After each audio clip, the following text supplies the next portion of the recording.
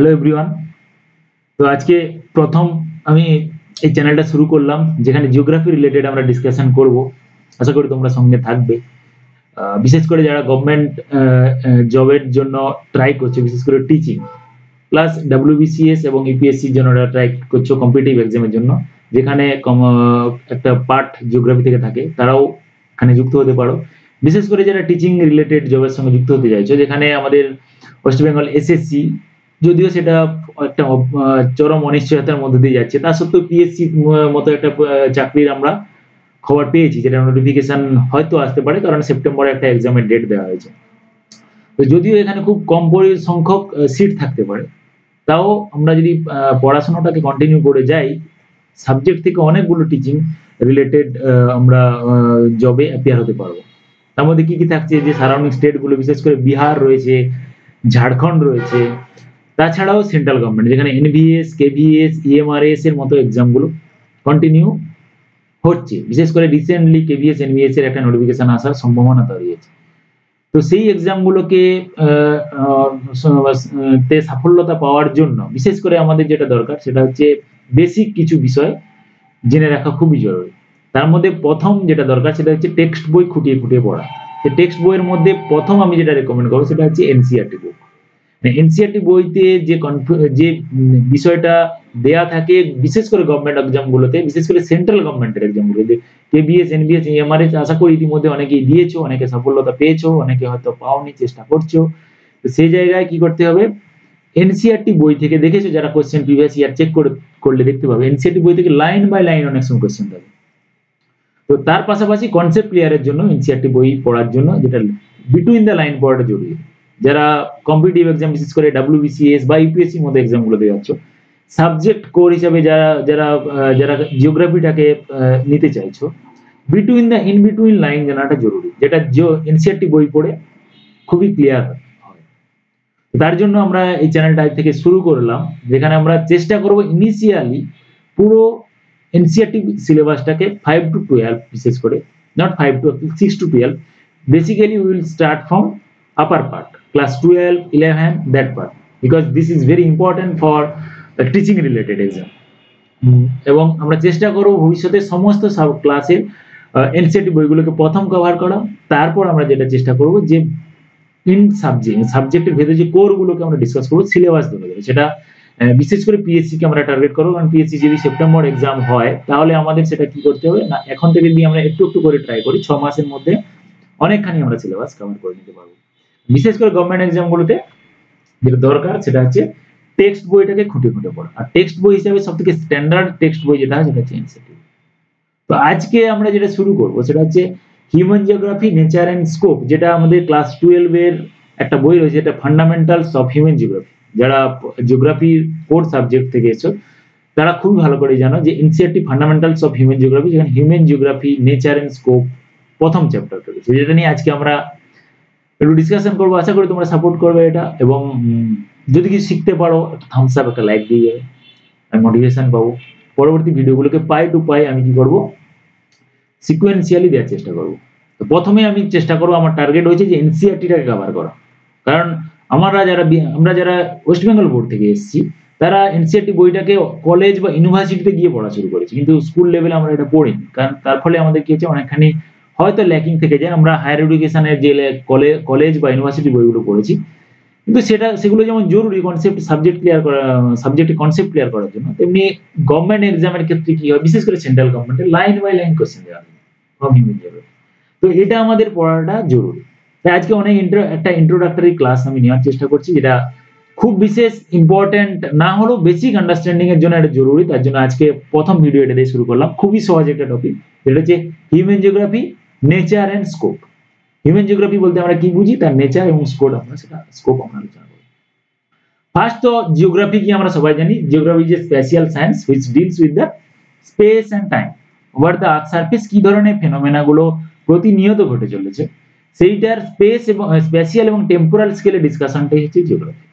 আর human geography কি, human যে interaction, হিউম্যানের বিহেভিয়ার, হিউম্যানের livelihood, everything over the space and with temporal scale, how it's interact with the environment, That is the interrelationship between the human beings and the natural environment. That is written here also.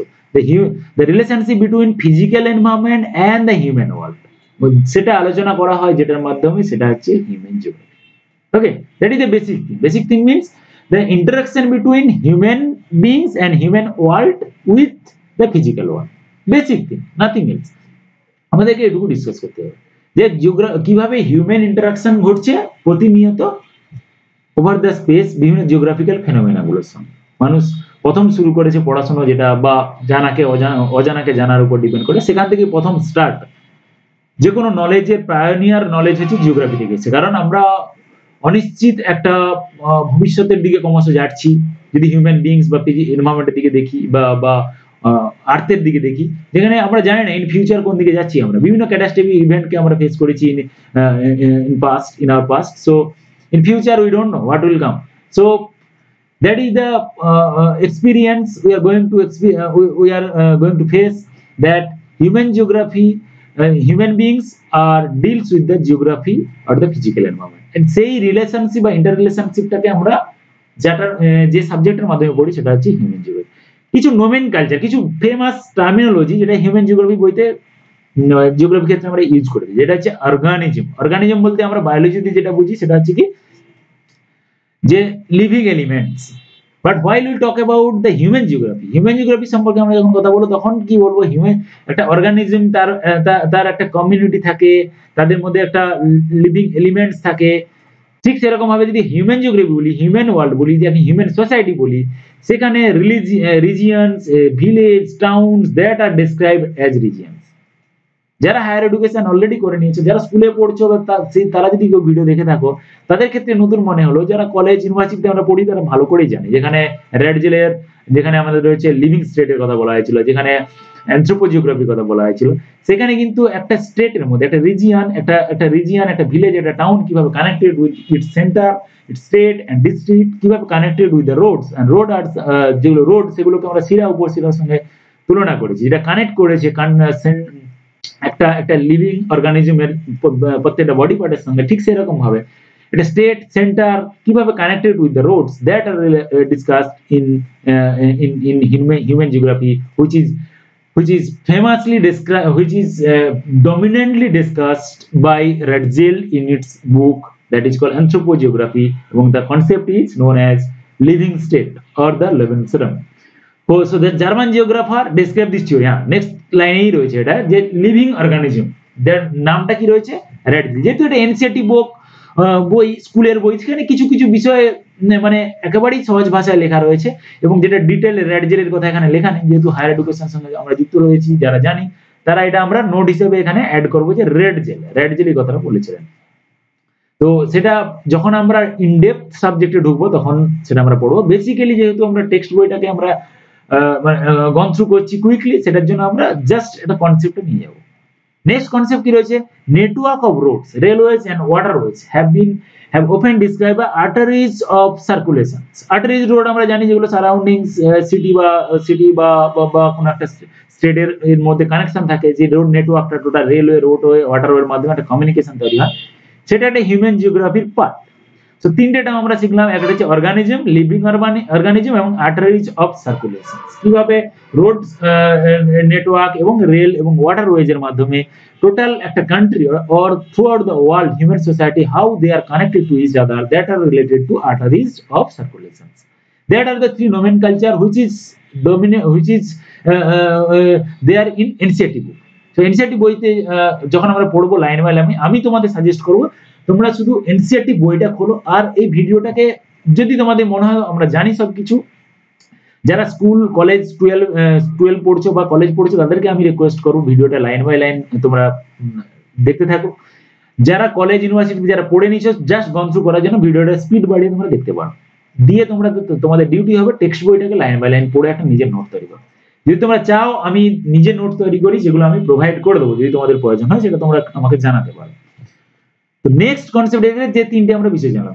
Next portion যেটা রয়েছে nature of human geography. যে কোনো কিছু পড়তে গেলে, কোনো কিছু জানতে গেলে, কোনো একটা ব্যক্তি হতে পারে, কোনো একটা রিজিয়ন হতে পারে, বেসিক্যালি তার কনসেপ্টটাকে ক্লিয়ার করার জন্য আমাদের তার নেচারটা জানা জরুরি। ঠিক যেমন আমরা এখন আলোচনা করছি হিউম্যান জিওগ্রাফি, তার নেচারটা কি? হিউম্যান জিওগ্রাফির nature is the interrelationship between physical environment and socio-cultural environment.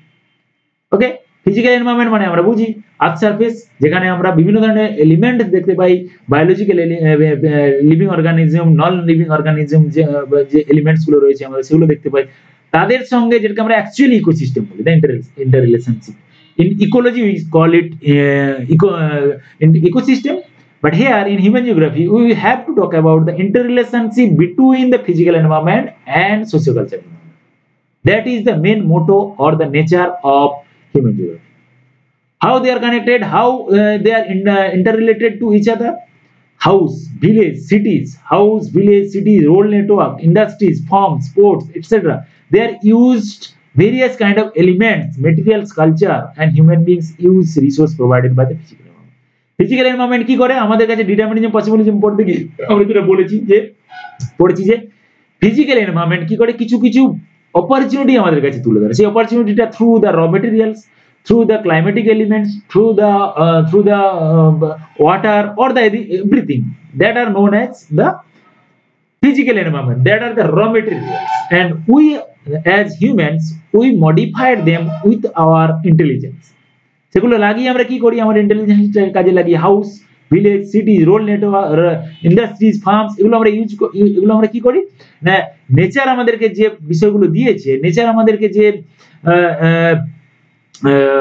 অপরচুনিটিটা দিয়েছে, সেটাকে আমরা আমাদের ইন্টেলিজেন্সটা কাজে লাগিয়ে আমরা কি করছি, আমাদের মতো করে একটা এনভায়রনমেন্ট তৈরি করেছি, যেখানে ফিজিক্যাল এনভায়রনমেন্টের মধ্যে আমাদের একটা এক্সিস্টেন্সকে আমরা তুলে ধরার চেষ্টা করছি, যেটা হচ্ছে nature of human geography. So basis কিছু মনে রাখার দরকার নেই, যেহেতু এটা সিম্পল একটা চ্যাপ্টার, সেখানে তোমাদের মনে রাখতে হবে ইন্টাররিলেশনশিপ বিটুইন ফিজিক্যাল এনভায়রনমেন্টের মধ্যে আমরা ভালো করেই বুঝি, যারা ইকোলজিতে আমরা পড়ে নিয়েছি, ফিজিক্যাল এনভায়রনমেন্টের মধ্যে কি কি আছে, সেখানে কিছু লিভিং অর্গানিজম আছে, সেখানে কিছু নন লিভিং এলিমেন্টস আছে, তাদের সঙ্গে সোশিও কালচারাল এলিমেন্টস, এনভায়রনমেন্টাল যে ফিচার্স গুলো, যেগুলো হিউম্যান ওয়ার্ল্ড, সেটা এটা হচ্ছে nature of human geography. In detail আমরা এগুলো আবার পড়বো, যেহেতু এটা এনসিইআরটি বুকস। আমি তোমরা যারা ডিসকানেক্ট হয়ে গেছে অনেকদিন পড়াশোনা থেকে, যেহেতু অনেকদিন চাকরির পরীক্ষা হয়নি, আমি চাইছি তোমরা কানেক্টেড হও এটার সঙ্গে। তার জন্য সহজভাবে টেক্সট বইটাকে আমরা পড়বো আগে ফার্স্ট, এভাবে আমাদের পড়তে হবে, এগোতে হবে। নাহলে হঠাৎ করে তুমি যদি এখন ফিজিক্যাল জিওগ্রাফি বা হিউম্যান জিওগ্রাফির জন্য তুমি জনস্টনের ডিকশনারি খুলে বসে পড়ো, তোমার মাথা একটু খারাপ হবে, কারণ বইটাতে রয়েছে 1200 মতো পেজ। তুমি যদি এখনই খুলে বসে পড়ো, তুমি যে আমি সাবিন্দর সিং এর কোনো একটা ফিজিক্যাল জিওগ্রাফির বই, বা তুমি স্কুল চললে সাকদিনের কোনো একটা বই খুলে বসবো, মাথা খারাপ হবে বেসিক্যালি। তো স্কুল, কলেজ, স্কুল বা এই ধরনের যে কম্পিটিটিভ এক্সাম গুলোর জন্য বেসিক যেটা দরকার, যে আমাদেরকে কানেকশনটা তৈরি করা জরুরি, যে আমাদের বইতে কি রয়েছে সেটা। তার জন্য সহজভাবে আমাদের আগে এনসিইআরটি বইটা পড়তে হবে। ওকে, এটা হচ্ছে নেচার অফ হিউম্যান জিওগ্রাফি, এটা আমরা পড়লাম। নেক্সট যেটা পড়বো যে approaches to the study of geography. Geography means study of earth, nothing else. Over the earth surface কি ধরনের ফেনোমেনা গুলো প্রতি মুহূর্তে হচ্ছে, সেগুলো কিভাবে চেঞ্জ হচ্ছে, সেটা আমরা পড়বো। সেটা পড়তে গেলে আমাদের কি করতে হবে, দুটো প্যারামিটার ইউজ করতে হবে, একটা হচ্ছে স্প্যাশিয়াল স্কেল, একটা হচ্ছে temporal scale. In a particular region, how spatially এবং temporally phenomena are happening over the earth surface, we have to discuss them. So approach কি দৃষ্টিভঙ্গি নিয়ে আমরা এটা পড়বো, দুটো দৃষ্টিভঙ্গি বেসিক্যালি। ওয়ান হচ্ছে regional approach, second one is systematic approach. আমরা যারা হায়ার এডুকেশনে পড়েছি তারা এদের ভালো করেই বুঝি, তা বাদেও আরেকবার আমি বলছি যে রিজিওনাল অ্যাপ্রোচ মানে হচ্ছে একটা রিজিয়ন আরেকটা রিজিয়নের সঙ্গে কি করে আলাদা, একটা স্পেস আরেকটা স্পেসের সঙ্গে কি করে আলাদা, based on few parameters like relief, rainfall, vegetations. They are used as a parameter to compare a region with other regions, and that concept is known as ideographical approach. একটা পার্টিকুলার আইডেন্টিটি, একটা particular parameter নিয়ে যখন আমরা discuss করব এবং সেটা compare করব সেই প্যারামিটারটাকে আদার একটা রিজিয়নের সঙ্গে, সেটা আমরা সেই রিলেটেড পড়াশোনাটাকে আমরা বলবো, সেই দৃষ্টিভঙ্গিটাকে আমরা বলবো রিজিওনাল অ্যাপ্রোচ। যেমন আমরা যদি একটা উদাহরণ দিই এখন, যে রাজস্থানের সঙ্গে ওয়েস্ট বেঙ্গল, যদি আমি প্যারামিটার অ্যানালাইসিস করি, যে টেম্পারেচার, ওয়েস্ট বেঙ্গলের টেম্পারেচার নরমালি আমাদের কি থাকে 18 to 32 ডিগ্রি, একটা এভারেজ টেম্পারেচার আমরা যদি ক্যালকুলেট করি এরকম থাকে, কিন্তু রাজস্থানের ক্ষেত্রে এটা 25 to 35 এই ধরনের রেঞ্জ একটা থাকে। তো এই যে চেঞ্জেসটা একটা পার্টিকুলার প্যারামিটার রেসপেক্টে আমরা এটা আলোচনা করি। এটাকে আমরা বলবো ইডিওগ্রাফিক অ্যাপ্রোচ। এটা ডিটেল কি হাডসন এবং স্কিফারের যে আমাদের একটা ডিবেট রয়েছে 1939 এবং 1953 এর মধ্যে, যেখানে নেচার অফ জিওগ্রাফি এবং এক্সেপশনালিজম ইন জিওগ্রাফির মধ্যে ডিবেটটা, সেটা আমরা যখন থট পড়বো তখন আমরা ভালো করে বুঝি। বাট এটা যারা কম্পিটিটিভ এক্সাম পড়ছো তাদের জন্য আমি বারবার বলছি, বেসিক থিংটা ডিসকাস করার জন্য আমি এই মানে এভাবে পড়াশোনাটা আমরা শুরু করতে চাইছি। জাস্ট কানেক্ট হও তোমরা। আমি চেষ্টা করবো উইদিন 2 মান্থ টোটাল ইনিশিয়েটিভ বইটাকে আমরা প্রতিদিন একটা করে টপিক ডিসকাস করে এটাকে কমপ্লিট করা।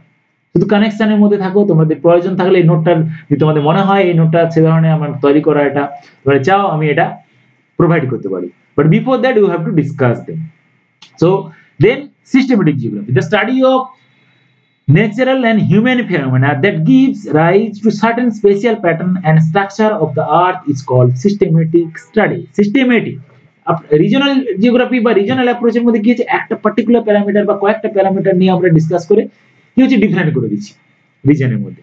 কিন্তু এখানে কি যে সিস্টেমেটিক অ্যাপ্রোচের মধ্যে কি বলেছে, না এভাবে হয় না। এখানে ইডিওগ্রাফি, যেখানে সে রিজনাল অ্যাপ্রোচের মধ্যে আমরা যারা রিচার্ড হাডসন এবং স্কিফারের দ্বন্দ্বটা পড়ে নিয়েছি, তারা জানি যে ল মেকিং না করে, কোনো থিওরি, কোনো ডেটা না থেকে আমরা রিজনাল কোনো একটা এলাকার আমরা ডিভিশন বা কম্পারিজন করতে পারি। কিন্তু সিস্টেমেটিক জিওগ্রাফিতে বলা হয়েছে যে 1953 পর যেখানে কি হচ্ছে যে ল মেকিং করতে হবে, ডেটা কালেকশন করতে হবে, তার মাধ্যমে তার জন্য কি করতে হবে, আমাদের একটা দুটো প্যারামিটার না, একাধিক প্যারামিটার নিয়ে আমাদের ডিসকাস করতে হবে। যে প্যারামিটারটা একটা পার্টিকুলার রিজনের সঙ্গে আরেকটা পার্টিকুলার রিজনে যখন আমরা কম্পারিজন করব, তখন relief, rainfall, vegetation, temperature, everything we have to discuss. Human behavior, cultural phenomena, we have to discuss all these parameter with the other parameter, with the other regions. Then we will get the actual comparison between two regions. Okay, that is the two approaches we have to study in geography. That is regional approach and systematic approach.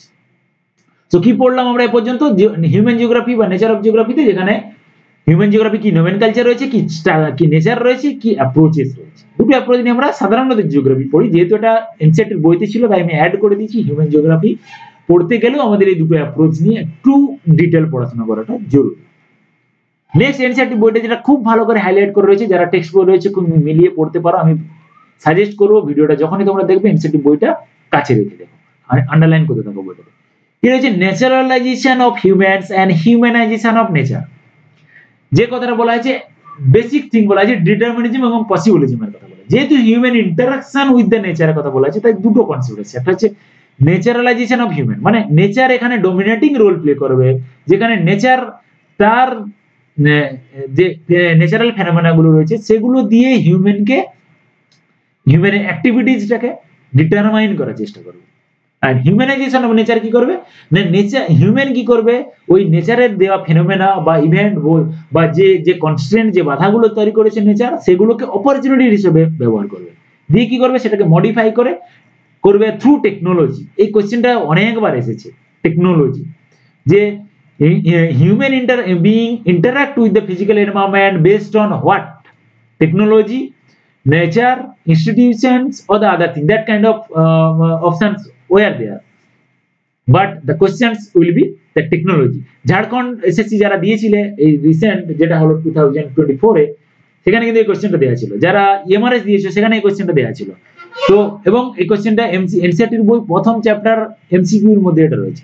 Technology কি করে human beings এবং কিভাবে সেটা human নেচারের সঙ্গে interact করছে, সেটা কার through দিয়ে করছে, টেকনোলজির মাধ্যমে করছে। এটা ভেরি ইম্পর্টেন্ট কোশ্চেন। সেই টেকনোলজিটা কি করছে, না হিউম্যানকে নেচারে তৈরি করা কনস্ট্রেন্টস বা বাধাগুলোকে মডিফাই করে নিজেদের পজিটিভ দিকে নিয়ে যাওয়ার কথা ভাবছে, সেটা হচ্ছে টেকনোলজির কথা বলা যাচ্ছে। Basically determinism and possibilism. Naturalisation of human means, suppose এটা উদাহরণ দিয়ে দিই, যারা জানো তাদের তো খুবই ভালো, যারা জানো না ন্যাচারালাইজেশন অফ হিউম্যান তাদের জন্য বলছি যে ডিটারমিনিজম মানে হচ্ছে, সাপোজ এখন বৃষ্টি হচ্ছে খুব, তোমার ইচ্ছে করছে তোমার বাইরে যাওয়ার, তোমার কাছে রেনকোট বা আমব্রেলা নেই, তুমি কিভাবে বাইরে যাবে, তুমি যেতে পারবে না, তোমাকে থাকতে হবে। না হলে তোমার যদি বাইরে যাও তোমাকে ভিজে যেতে হবে, ভিজে যাওয়া মানে তোমার শরীরের উপর সেটা একটা নেগেটিভ ইম্প্যাক্ট করতে পারে, তুমি তোমার অসুস্থ হতে পারো তুমি।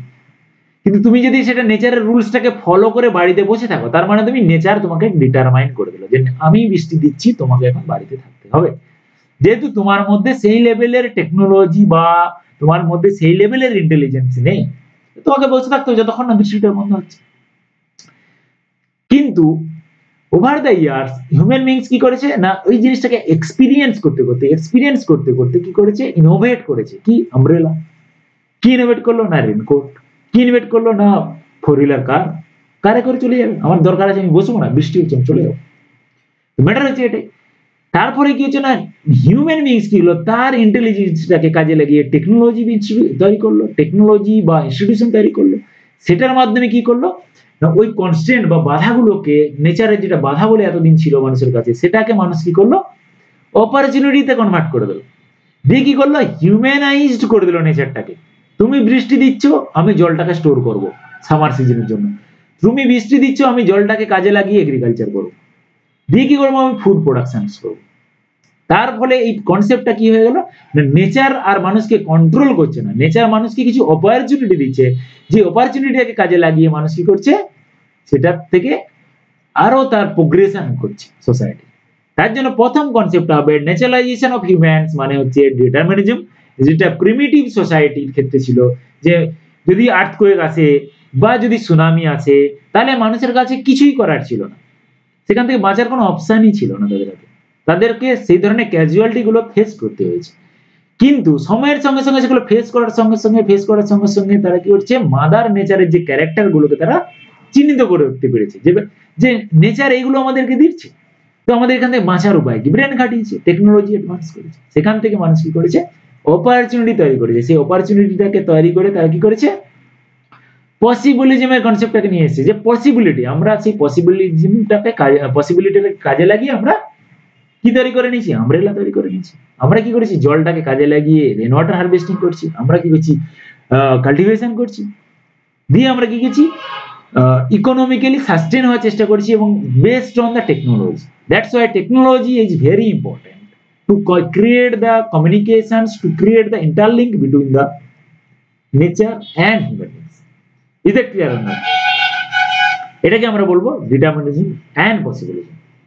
ওকে, যারা কম্পিটিটিভ এক্সামের জন্য পড়ছো, যারা বেসিক্যালি এই জিনিসগুলো প্রথমবার শুনছো, তারা একটু ভালো করে শুনবে এবং নেক্সট টেক্সট বইটা পড়ো। বেসিক থিং ইজ নেচার মানুষকে কন্ট্রোল করবে, যেটা হচ্ছে ন্যাচারালাইজেশন অফ হিউম্যান, যেটাকে আমরা ডিটারমিনিজম বলবো। হিউম্যানাইজেশন অফ নেচার মানে কি, মানুষ অনেকদিন থেকে এক্সপিরিয়েন্স করার পর সেখান থেকে বাঁচার উপায় খুঁজে বের করে নেওয়ার নামই হচ্ছে পসিবিলিজম। সেই পসিবিলিজমের মাধ্যমে সোসাইটিটাকে গ্রো করা যায়, যেটা স্ট্রং সাপোর্টার ছিল একজন ফ্রেঞ্চ জিওগ্রাফার, যেটার নাম হচ্ছে পল ভিদাল লাভলেস। Clear? That is the main thing. Next concept is neo-determinism. While you talk about before 1950, there was the concept, not 1950, actually 1930, because after 1940, Griffith Taylor নতুন একটা কনসেপ্ট নিয়ে চলে এসেছে। Up to 1930, there was black and white, no gray part was there. হয় তুমি determine হবে নেচারের দ্বারা, অর তুমি পসিবিলিটি বের করে ওইখান থেকে তুমি বেরিয়ে চলে আসবে।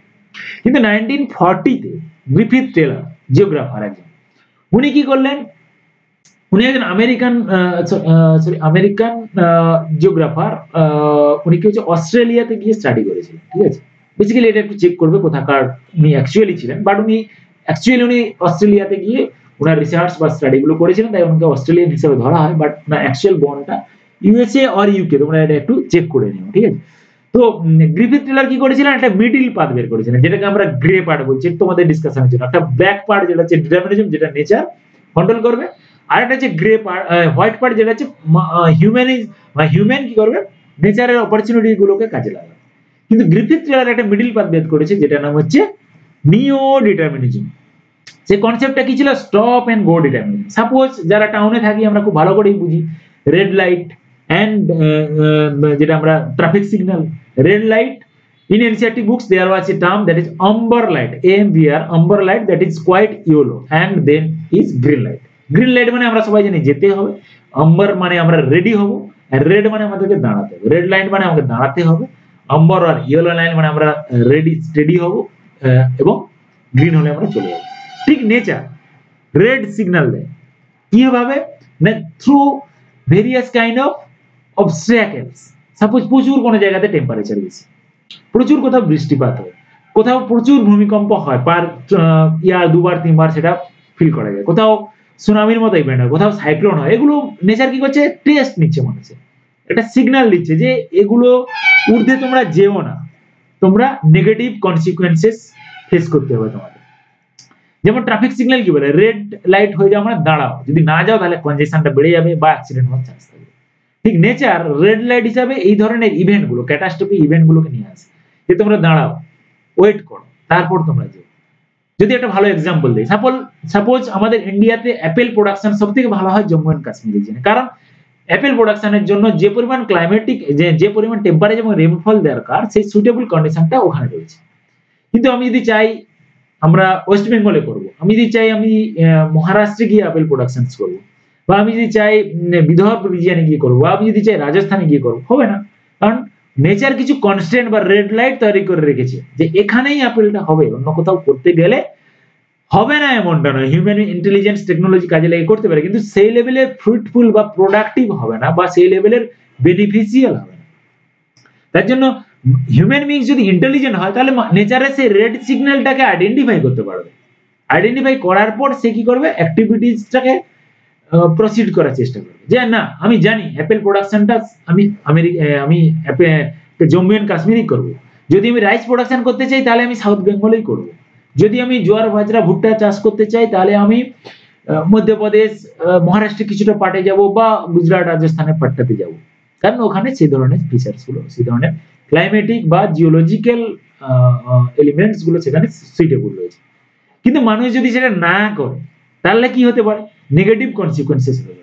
সাপোজ একটা সার্টেন অ্যামাউন্ট অফ আমরা জানি oxygen, carbon die oxide, nitrogen, hydrogen, argon রয়েছে আমাদের এনভায়রনমেন্টের মধ্যে, but huge amount of industrialisation, যেটা নেচার রেড সিগন্যাল বারবার দিচ্ছে through the increase of temperature, যে ইন্ডাস্ট্রিয়ালাইজেশনটা কমাও, তোমরা ইন্ডাস্ট্রির পরিমাণ কমাও, গ্রিনহাউস এমিশনটা কমাও, নাহলে কি হবে, কি কনসিকুয়েন্সেস হবে, মানুষ এগুলো শুনছে না, গাছ কাটছে, তার ফলে কি কনসিকুয়েন্সেস গুলো আসছে, মানুষের রেড সিগন্যালটা না মেনে যাওয়ার ফলে কি অ্যাক্সিডেন্ট হচ্ছে, অ্যাক্সিডেন্ট গুলো হচ্ছে গ্রিনহাউস গ্যাসের মতো ইফেক্ট দেখা যাচ্ছে, যেখানে ওজোন ডিপ্লেনেশন হচ্ছে, যেখানে গ্লোবাল ওয়ার্মিং হচ্ছে, যেখানে গ্লেসিয়ার রিডিউসিং হচ্ছে, রিসাইডিং হচ্ছে, যেখানে ডিগ্রেডিং ল্যান্ডস হচ্ছে।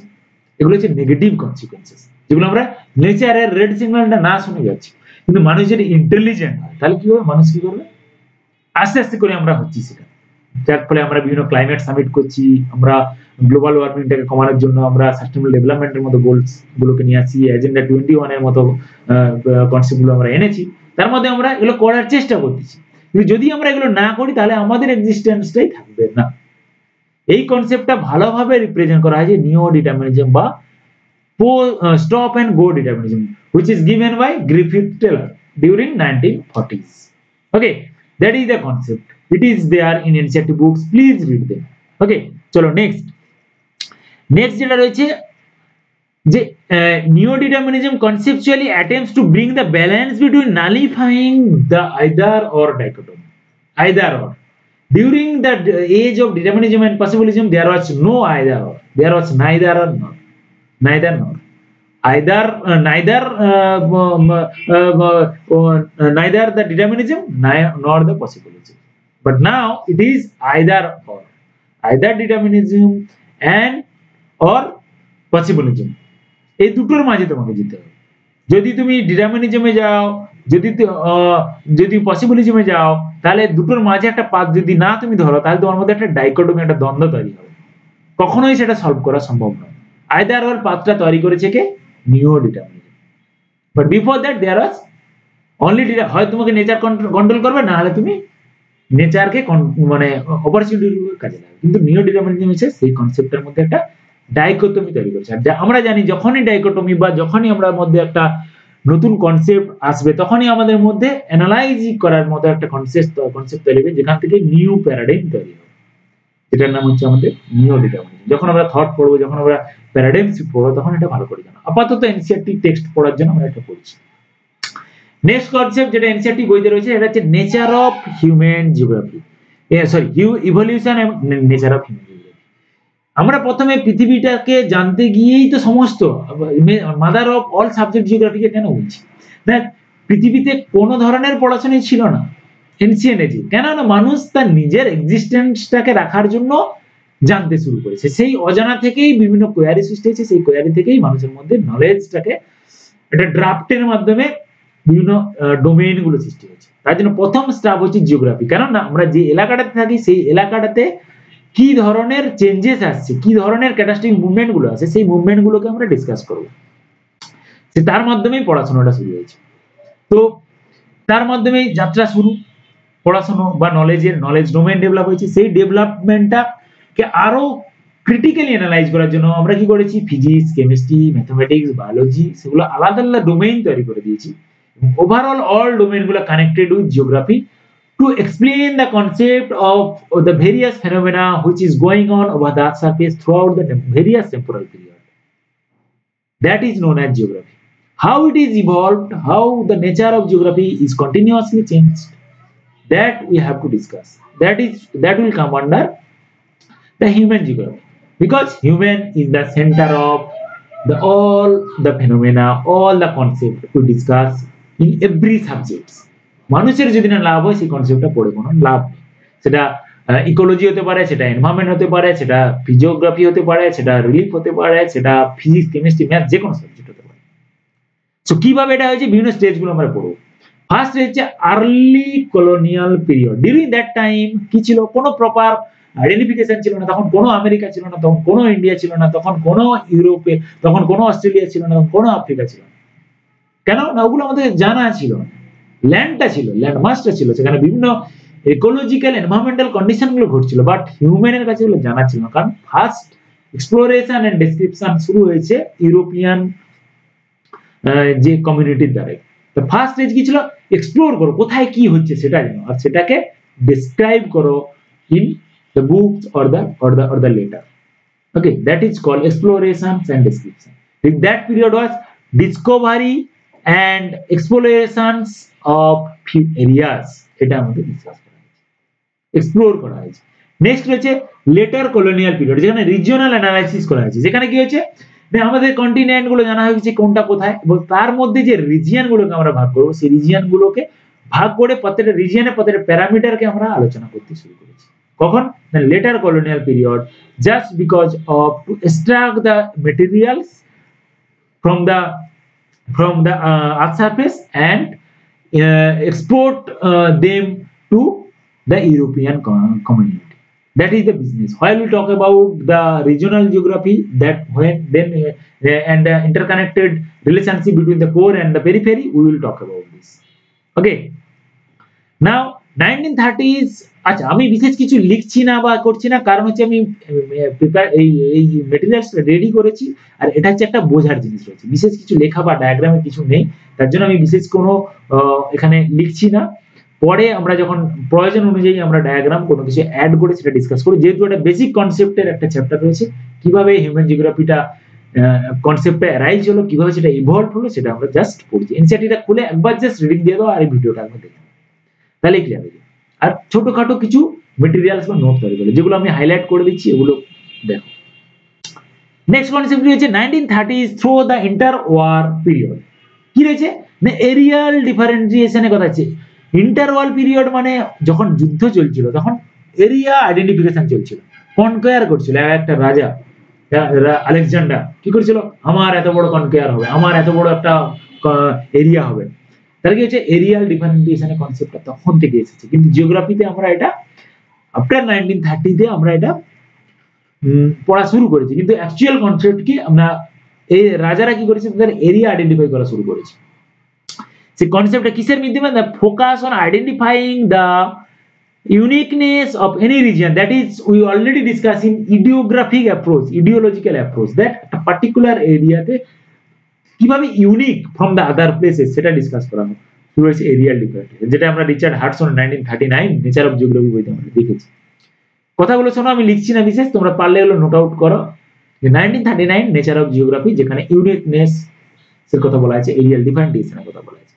নেক্সট কি চলে আসলো না, late 1950s to late 1960s areal spatial organization, that is came from the 1953 from the book of Skipper, that is known as exceptionalism in geography, যেখানে কি বলা হয়েছে না, জিওগ্রাফিতে ইররিলেভেন্ট হয়ে যাচ্ছে, তুমি যদি ইউনিকনেস খোঁজো একটা পার্টিকুলার প্যারামিটার নিয়ে ডিসকাস করো, সমস্যা আছে।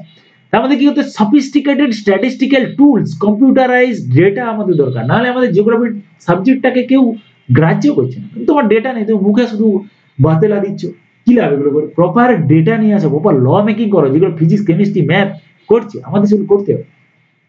স্কিপার কি করলো, তার ফলে একটা দ্বান্দ্বিকতা তৈরি করলো, যে একটা দ্বন্দ্ব তৈরি করলো, যে না জিওগ্রাফিতে আমরা ন্যাচারাল ফেনোমেনাকে যে এক্সপ্লেন করছি তার জন্য proper sophisticated computerise statistical tools নিয়ে আসতে হবে, তবেই আমাদের কাছে এটা এইমস এন্ড অবজেক্টিভস যেগুলো রয়েছে আমাদের study of the earth, then it will be fulfilled.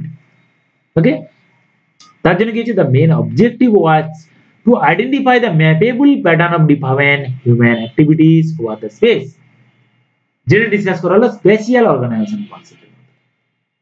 Okay, during thought, while we talk about the we'll read the thought portion, we'll discuss in details, but now in human geography part how it's evolved we have to discuss this one.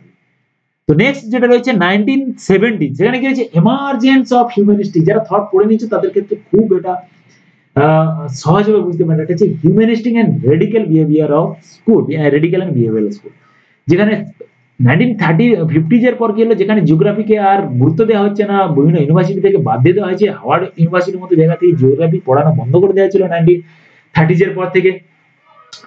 তার রিলেভেন্সির জন্য কি করা হচ্ছে না, আমাদের statistics নিয়ে, যেখানে রেডিক্যালিজম concept আসলো, যেখানে কোয়ান্টিটেটিভ রিভলিউশন মতো কনসেপ্ট আসলো, সেখানে কি বলা হলো, সব ডেটা হিউম্যান এক্সিস্টেন্সের কথা বলাই, কারণ আমাদের সাবজেক্টের এক্সিস্টেন্স নিয়ে কথা চলে এসেছে।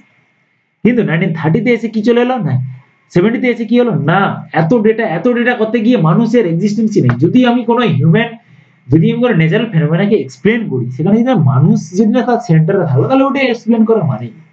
যদি পৃথিবী থেকে কোনো মানুষই না থাকে, তাহলে এই পৃথিবীতে কোনো ক্যাটাস্ট্রফিক মুভমেন্ট ঘটছে না, কোনো আর্থকোয়েক ঘটছে না, কোনো ফরেস্ট ফায়ার ঘটছে না, কোনো মেটিওরস এসে পৃথিবীকে ধাক্কা দিচ্ছে, কি জানার দরকার এগুলো, যেহেতু হিউম্যান সেখানে। তখন একটা নতুন কনসেপ্ট আসলো কি, হিউম্যানিস্টিক কনসেপ্ট, যেখানে মানুষ হবে main center of the discussions.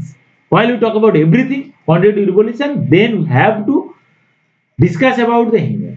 And during that time, dehumanized nature of doing geography lead to the emergence of three school of thought, that is human geography in 1930. That theme is humanistic geography, radical geography, and behavioral geography. During study of humanistic geography, if you join, he is the founder and the father of humanistic concept that known as the topophilia. You know about the concept topophilia. আমি লিখলে এটা ভালো হতো, যেটা কনসেপ্টটা কি এসেছে, কোথা থেকে এসেছে না, টোপোফিলিয়ার মতো কনসেপ্ট থেকে এসেছে। ঠিক আছে, টোপোফিলিয়া, ঠিক আছে। টোপোফিলিয়া মানে হচ্ছে দ্য হোম সিকনেস, যে যারা বাইরে থাকি আমরা ভালো করেই বুঝি কনসেপ্টটা, যে কিভাবে আমরা বাড়ি যাওয়ার জন্য আমাদের মনটা খারাপ হয়, সেই রকম একটা কনসেপ্ট, যে প্রত্যেক মানুষ যে যেখানে জন্মেছে, যে যেখানে থাকে, সেখান থেকে যদি কোনো কর্মক্ষেত্রে হোক বা কোনোভাবে হোক, যদি তাকে সরিয়ে নেওয়া হয়, তাহলে তার অলওয়েজ তার ইনসাইড একটা ফিলিংস থাকবে যে তার হোমল্যান্ড বা মাদারল্যান্ডের প্রতি তার একটা টান থেকে যাবে। যে কনসেপ্টটার নাম হচ্ছে টোপোফিলিয়া, মিনস টোপোগ্রাফি, যে জায়গাটাতে সে বসবাস করতো, যে হ্যাবিটেটটাতে সে থাকতো, সেখান থেকে সে সরে যাওয়ার ফলে তার মধ্যে একটা আকর্ষণ তৈরি হলো তার হোমল্যান্ডের প্রতি, তার নামই হচ্ছে টোপোফিলিয়া। আর সেই কনসেপ্টটা highly discussed in humanistic concept. Okay, then radicalism, যেখানে কোয়ান্টিটেটিভ রিভলিউশনের ডেটা, যেখানে হিউম্যানিস্টিক জিওগ্রাফিতে হিউম্যান কনসেন্ট্রেশনের কথা বলা হয়েছে, সেখানে রেডিক্যালিজমে বলা হয়েছে যে এইসব ডিসকাশন গুলো এসি রুমে বসে 5 স্টার 5 তারা হোটেলে বসে ডিসকাস করা হচ্ছে, ডিপ্রাইভেশন, যেখানে সমাজের বিভিন্ন সোশ্যাল ইস্যুগুলো নিয়ে রিসার্চ করা হচ্ছে, কিন্তু তার রিয়েল লাইফে কোনো এক্সপ্লেনেশন হচ্ছে, অ্যাপ্লিকেশন হচ্ছে। তাই জন্য কিছু young জিওগ্রাফার of America, they come together and to try to create some articles, make some articles on poverty, deprivation, that level of realistic issues over the in our society. That is known as radicalism, means progressiveness. তো মানে আমাদের সমাজকে এগিয়ে নিয়ে যেতে গেলে শুধু বক্তব্য দিলে হবে না, তার রিয়েল লাইফ যে ইস্যুগুলো আছে সেগুলো তুলে নিয়ে এসে আমাদের ডিসকাস করতে হবে এবং তার রিয়েল লাইফ কাজ করে দেখাতে হবে। Okay, that is come under radicalism. Next is behavioural approach, যেখানে আরো মাইক্রো লেভেলে যদি আমি হিউম্যানিস্টিক কনসেপ্টটাকে ভাগ করে দিই, যে হিউম্যান বিহেভিয়ার কিভাবে চেঞ্জ হয় based on the climate, based on the physiographic changes, based on the changes of places, how the human behavior changes, that we have to discuss in behavioral geography. যেটা আসে মানুষের experience থেকে, এগুলো আমরা in detail discuss করব। PSC যখন আমরা পড়বো বা আমরা ইন ডিটেল সাবজেক্ট পড়বো তখন আমরা পড়বো। বেসিক্যালি আমরা সাবজেক্টের মধ্যে একটা ইন হতে চাইছি, সহজ সহজ টপিক গুলো পড়ে। যারা পড়ছো না, অনেকদিন থেকে ডিসকানেক্ট হয়ে গেছো, ডিপ্রেশন আসছে, আমি জানি এই ম্যাটার গুলো, তাও আমাদের একটুখানি টাচে থাকতে হবে। যারা সাপোজ ভাবো যারা 2015-16 মাস্টার ডিগ্রি করেছো বা গ্রাজুয়েশন যারা 2008-9 এর পর থেকে যারা এইচএস মাধ্যমিক দিয়েছো, তারা সেরকম অপরচুনিটি পাওনি টিচার ওয়েস্ট বেঙ্গলের মধ্যে।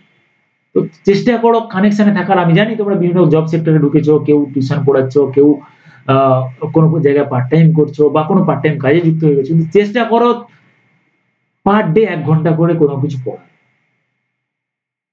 যদি সেটা না হয় আমার সঙ্গে, আমি বলছি না আমার পাবলিসিটির জন্য, কানেকশনে থাকো, আমি চেষ্টা করব তোমাদেরকে আপডেট করে নিয়ে যাওয়া।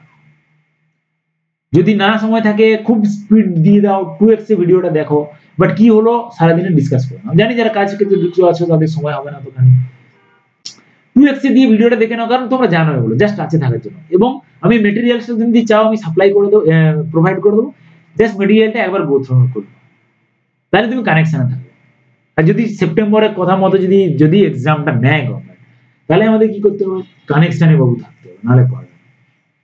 কম্পিটিশনে থাকতে হবে, নাহলে ফর্ম ফিল আপ করে দিলাম, পরীক্ষা দিয়ে চলে আসলাম, এই হলো না, সেই ডিপ্রেশন হচ্ছে। তো কিছু নেই, কেউ নেই কিন্তু পাচ্ছে। এই মাদ্রাসা হলো, দেখো কয়েকজন তো চাকরি পেলো, তো সেই কয়েকজনের মধ্যে কারা পাচ্ছে, তারা নিশ্চয়ই পড়াশোনা করেছে।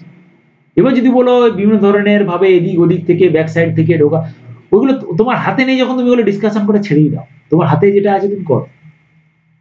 মোটিভেশন বলবো না, এই এজে এসে আর মোটিভেশনের দরকার নেই। যারা এখন 28-30 দৌড়গোড়া চলে এসছো, আমি রিয়েলিটি দিয়ে ভাবো, টাচে থাকো। এত বছর পড়াশোনা করলে একটা সাবজেক্টে বেরিয়ে যাবে। যদি কেউ টিচিং এ যুক্ত থাকো, পার্ট টাইম করছো, এই করছো, তাদের বলবো যুক্ত থাকো। যারা চলে গেছো, সাবজেক্টটাকে ভালো লাগে, ছাড়তে খারাপ লাগছে, 1 ঘন্টা টাইম দাও না। রিলস স্ক্রল করাটা 1/2 ঘন্টা বন্ধ করো না, 1/2 ঘন্টা প্রতিদিন সময় দাও না। ভাবতে পেরেছো, প্রতিদিন 1 ঘন্টা করে সময় দাও, 30 ঘন্টা পারে মান্থ। 30 ঘন্টা দিলে তুমি অলরেডি সিলেবাস কভার করে রেখেছো, হয়ে যাবে, চাপ নেই। Don't take it as a headache, just প্রতিদিনের কাজটা প্রতিদিন করো। যদি না সময় থাকে নোট তৈরি করার, আমি পাঠিয়ে দিচ্ছি, এগুলো জাস্ট একবার বন্ধ। নেক্সট 1930, ওকে চলো নেক্সট হচ্ছে কি, তাহলে প্রথম কলোনিয়াল পিরিয়ডে আসলো। নেক্সট লেটার কলোনিয়াল, সেখানে কি হলো, থার্ড কি হলো, যেখানে রিয়েল ডিফারেন্সিয়েশনের কথা বলা হলো। 1950 তে স্পেশাল অর্গানাইজেশনের কথা বলা হলো, যেখানে ল মেকিং এর কনসেপ্ট হলো। তারপরে যেখানে কোয়ান্টিটি রিভলিউশনের মতো কনসেপ্ট চলে এলো, তখন কি হলো, হিউম্যান যে এক্সিস্টেন্সটা যেখানে ডিহিউম্যানাইজড হয়ে গেল, সেখানে কি হলো, human geography, radical geography, behavioural geography concept আসলো। তারপর 1990 যে পোস্ট মডার্ন কনসেপ্ট চলেছে, যেখানে কি বলা হয়েছে না, কোনো generalise applicability of universal theories থাকলে যেগুলো জেনারেলাইজ করা যাবে না কিছু। এই বলে দিচ্ছি যে, আমি সাপোজ বলে দিলাম এই সরকারি চাকরি আর হবে না, এটাকে বলে দেয় জেনারেলাইজ করা। কারোর হবে না, এটাকে বলে দেয় জেনারেলাইজ করা, কারণ করাপশন হচ্ছে, এটাকে বলে দেয় জেনারেলাইজ করা। কিন্তু যদি তুমি স্পেসিফিক্যালি বলো, পোস্ট মডার্ন কনসেপ্ট দিয়ে ভাবো, না এই জেনারেলাইজ করো না, কেউ না কেউ পড়ছে, তার চাকরিটা হবে। তো সেটার নাম হচ্ছে কি, পোস্ট মডার্ন। যে এই জেনারেলাইজেশন কনসেপ্টটা কোশ্চেন করা হলো, সবকিছু জেনারেলাইজ করা যাবে না। বৃষ্টি হচ্ছে মানেই বন্যা হবে, এটা জেনারেলাইজ করো না। বৃষ্টি হচ্ছে মানে কেউ নেই কেউ চাষ করবে ওটা নিয়ে। বৃষ্টি হচ্ছে মানে গ্রাউন্ড ওয়াটার রিচার্জ হবে। এই স্পেসিফিক কনসেপ্টগুলোকে আমাকে এমফেসাইজ করতে হবে, তার নাম হচ্ছে post modern concept. The importance of understanding each local concept in its own right was emphasized. That means the importance will be understanding as local context, individual level এ আমাকে discuss করতে হবে, তবে না এটা হলো পোস্ট মডার্ন কনসেপ্ট।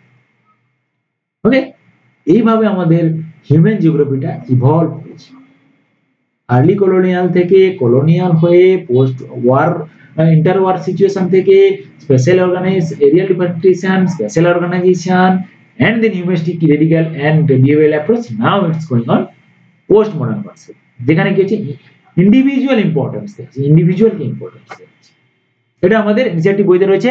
তোমরা একটা just এভাবে তোমরা একটা কি করবে, একটা এই ধরনের ফিগার তৈরি করে দেবে, প্রত্যেকটা কনসেপ্ট লিখবে, সেই কনসেপ্টটা এভাবে একটা ডাইরেকশন দেবে, এই ডাইরেকশন দিয়ে তোমরা কি করবে, একটা তীর চিহ্ন দিয়ে কনসেপ্টগুলো লিখে দিবে ছোট্ট ছোট্ট করে, তাহলেই তোমাদের মধ্যে ওই কনসেপ্টটা ক্লিয়ার হয়ে যাচ্ছে। ঠিক আছে, নেক্সট যেটা আমাদের এনসিইআরটি বই বলেছে, এনসিইআরটি কি বলছে না, আমাদের সাবফিল্ড কি রয়েছে জিওগ্রাফি। এটা যারা হায়ার এডুকেশনের সঙ্গে যুক্ত আছে, যারা স্কুলে পড়ছো, যারা 12 দেবে বছর ভেবেছো, তাদের জন্য এনসিইআরটি বইটা জরুরি। এই ভিডিওটা তোমরা দেখো, দেখে তোমরা কি করবে না, যারা সিবিএসসি বা আইসিএসসি মধ্যে পড়ছো, ইংলিশ মিডিয়াম পড়ছো, তারা এটা দেখো তোমাদের নোট তৈরি করার জন্য। যারা কম্পিটিটিভ এক্সামের জন্য পড়ছো তারা অলরেডি এগুলো জানো, জাস্ট একবার গন থ্রু করে না কি কি সাবফিল্ড রয়েছে। বিহেভিয়ারাল জিওগ্রাফি কোথা থেকে এসেছে, কার আন্ডারে পড়ছে, এটা ব্রাঞ্চেস অফ সোশ্যাল জিওগ্রাফি। কি কি সাবফিল্ড রয়েছে, behavioural geography, social science and sociology and psychology. Welfare geography যেটা উইল স্মিথের, যেটা 1970 যে ওয়েলফেয়ার অ্যাপ্রোচের কথা বলা হয়েছে, যেখানে who, where, what and how এই কনসেপ্টের কথা বলা হয়েছে। Who, where, what and how এই কনসেপ্টগুলো আমরা যখন ওয়েলফেয়ার ইকোনমিক্স বা ওয়েলফেয়ার জিওগ্রাফি পড়ব তখন ডিসকাস করব in detail, but at present point by point আমরা এগুলো একবার করে গন থ্রু করব। নেক্সট, জিওগ্রাফি অফ লেজার, এটা অবশ্যই সোশ্যাল জিওগ্রাফি কনসেপ্টে আসবে, sociology. Next, cultural geography, that is come under the anthropology, and famous book is Radzel যেটা লিখেছিলেন 1982 anthropogeography. Okay, 82 or 88, please check it once. 82 I think. Okay, next is gender geography, sociology, anthropology, women studies. Historical geography যেখানে historical phenomena গুলো discuss করা হবে। Next is medical geography, যেখানে কি বলা আছে আমাদের না এপিডেমোলজির কথা বলা আছে, যেখানে কিভাবে আমাদের যে জিওগ্রাফিক্যাল ফেনোমেনা স্পেস এন্ড টাইমে চেঞ্জ হওয়ার সঙ্গে সঙ্গে বিভিন্ন ধরনের ডিজিজ গুলো এসেছে, সেই ডিজিজ গুলো কিভাবে আমাদের ফেমিনাইন বা যেগুলো আমাদের বলছে যে যেমন কোভিড-19 আসলো, এই ধরনের যে ফেনোমেনা গুলো যেগুলো টোটাল কমিউনিটি অফ হিউম্যান বিংসটা যেগুলো হ্যাম্পার হচ্ছে, এগুলো এই কনসেপ্টটা আলোচনা করা হয় এপিডেমিওলজি কনসেপ্টের মাধ্যমে।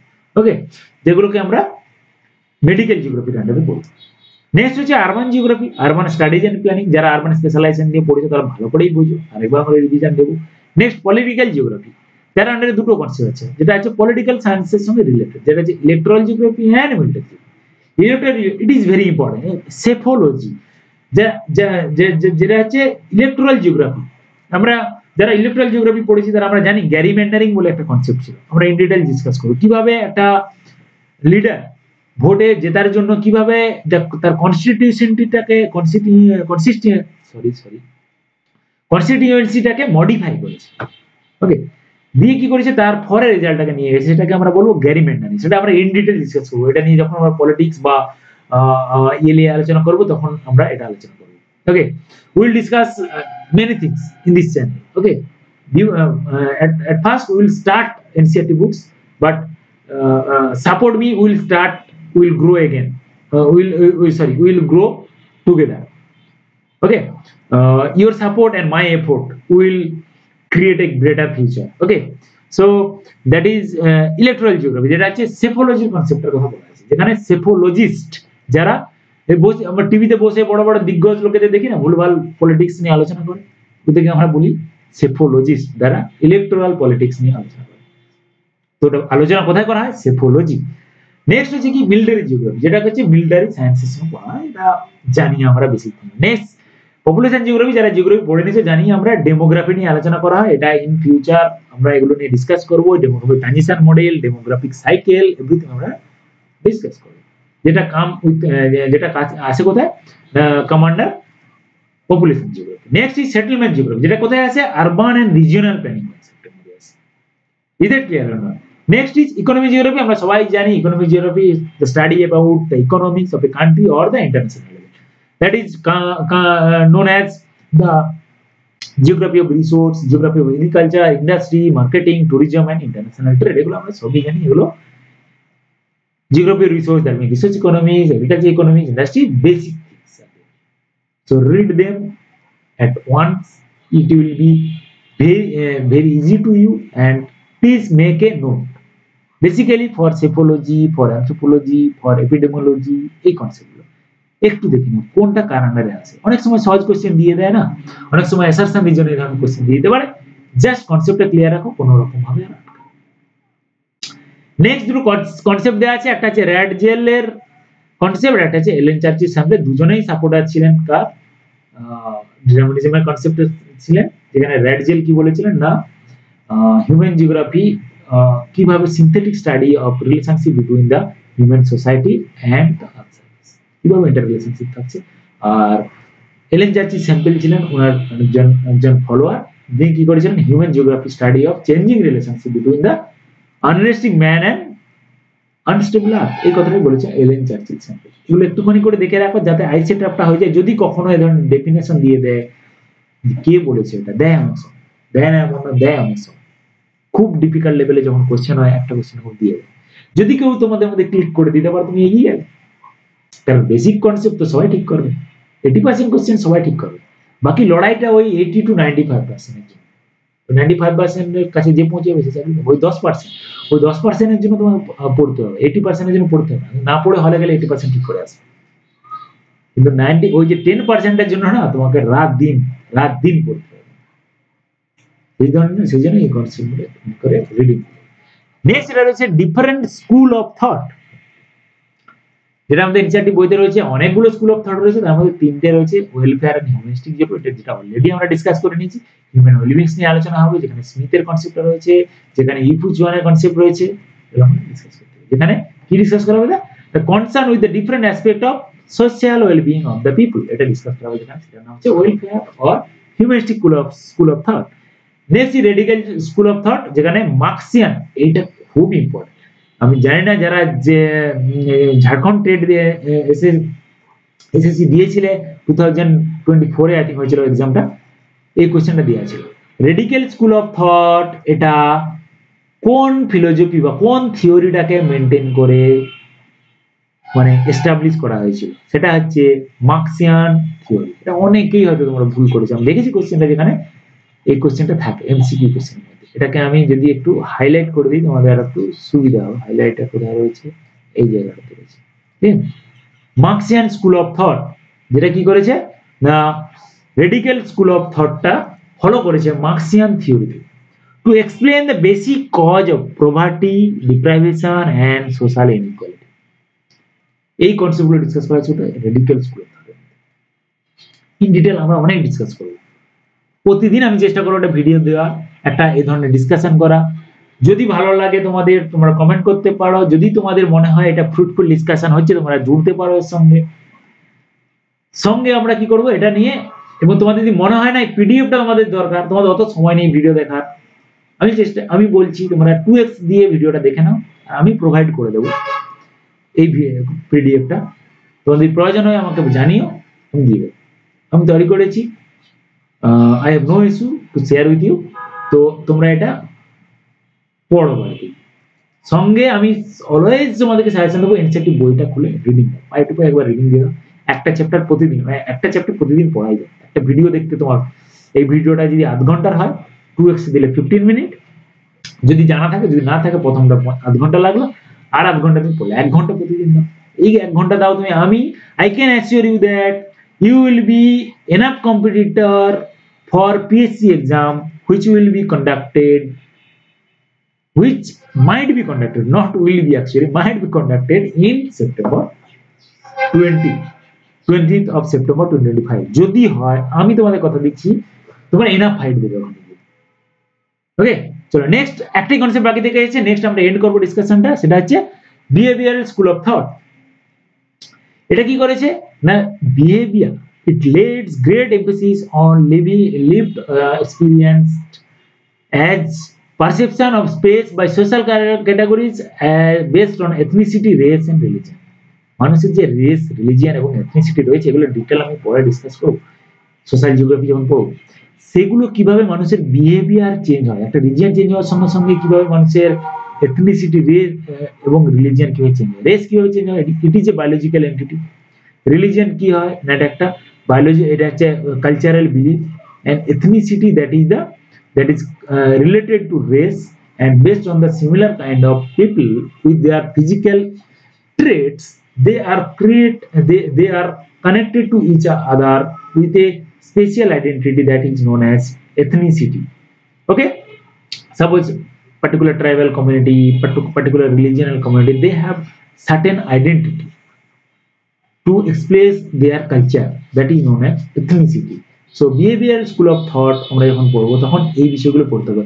হাউ এথনিসিটি, রেস, রিলিজিয়ন, এগুলো কিভাবে একটা ফিজিক্যাল এনভায়রনমেন্ট চেঞ্জ হওয়ার সঙ্গে সঙ্গে এগুলো চেঞ্জ হচ্ছে, এবং এগুলো চেঞ্জ হওয়ার সঙ্গে সঙ্গে কিভাবে ওই পার্টিকুলার রেস, রিলিজিয়ন আর এথনিসিটি যে মানুষগুলো বিলিভ করে, যে হিউম্যান সোসাইটিটা বিলংস করে, তাদের বিহেভিয়ারের মধ্যে কি ধরনের চেঞ্জ আসছে, এটা আমরা ডিসকাস করব। এটা যে টোটাল।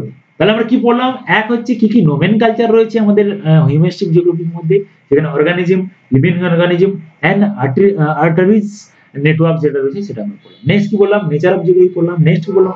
অ্যাপ্রোচেস টু জিওগ্রাফি পড়লাম, যেখানে কি রয়েছে regional approach and systematic approach রয়েছে। তারপর আমরা কি পড়লাম না কিভাবে ডিটারমিনিজম, পসিবিলিজম, এখানে naturalization of human and হিউম্যানাইজেশন of nature টাইপসটা পড়লাম। আজকে আমি একটু কম লিখলাম, নেক্সট ডে থেকে আমি চেষ্টা করবো লিখে পড়ানো। তো বেসিক্যালি একটু ডিসকাশন করার ম্যাটারটা ছিল, এখান থেকে বিশেষ ইম্পর্টেন্ট সেরকম কিছু না কিছু টার্মিনোলজি রয়েছে, যেমন রেডিক্যাল জিওগ্রাফি মার্কসিয়ান থিওরি থেকে নেওয়া হয়েছে, ঠিক আছে। তারপর যেটা রয়েছে আমাদের টোপোফিলিয়া কনসেপ্ট আমরা দেখলাম। তারপর যেটা রয়েছে কি neo determinism, stop and go determinism কথা বললাম। তারপর যেটা রয়েছে টেকনোলজি, কিভাবে it is create the interlink between the humans and the nature, এটা আমরা ডিসকাস করলাম। So naturalization of human and humanization of nature, that means determinism and possibilism, and the grey path, that means the middle path, that is known as the neo-determinism, that is known as also stop and go determinism, which is explained by Griffith during 1940s. Then we discuss the evolutions and nature of human geography. এটা আমরা discuss করলাম কিভাবে এটা হয়েছে, then subject. That's all for today guys. Okay, চলো পড়াশোনা করো ভালো করে। এনসিইআরটি বই যদি কারো নেট না থেকে থাকে কিনে নাও, যদি তাও না পারো পিডিএফ পাওয়া যায়, গুগলে গিয়ে সিপ লেখো NCERT books, you will get the all chapter wise books from the NCERT website.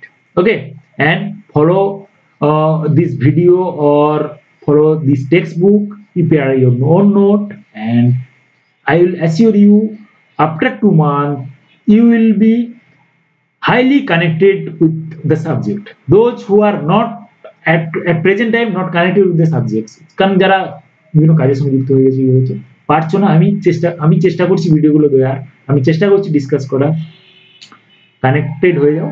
আমি তোমাদেরকে এই ধরনের ডিসকাশন গুলো দেওয়ার চেষ্টা করব, সঙ্গে material, not only the discussion to publish my channel, আমি মেটেরিয়াল স্টোরিও তো পড়ো নিজে, ঠিক আছে। চলো, হ্যালো গাইস, চলো